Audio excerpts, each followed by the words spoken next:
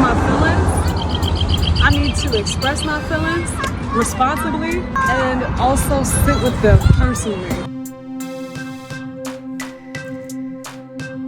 What is your book called? A Guide to Introspection, My Journey. Setting boundaries with people that they love, maybe their friends, their co-workers, or perhaps their parents. So can you dive deep into that? Boundaries, often when anybody is going about setting one with anybody close to them or just in general, boundaries don't begin to be put into place until a person is ready to become responsible for themselves first. If a person isn't ready to become responsible for themselves first, but they're busy thinking that they just need to set boundaries without practicing personal responsibility for themselves first, it's going to be difficult for them to honor their own boundaries they're putting in place with someone else.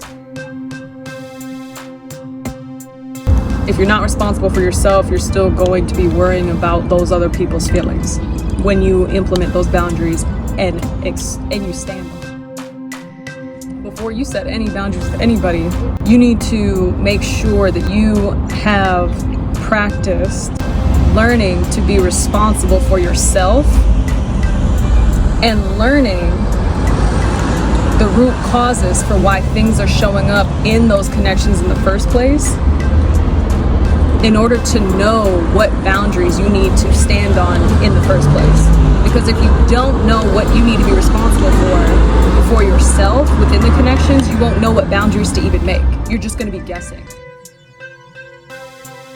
And then if you're guessing, of course you're not going to honor those boundaries if you have a moment of weakness or you have a moment of, oh, well, now I feel bad for them. Because then that boundary wasn't coming from a genuine place of personal self-responsibility. It was coming from a place of a wounded ego, of a wounded part of self that wasn't actually healed and looked at.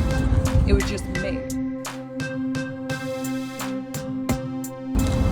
And then you do that, you start playing mind games with yourself.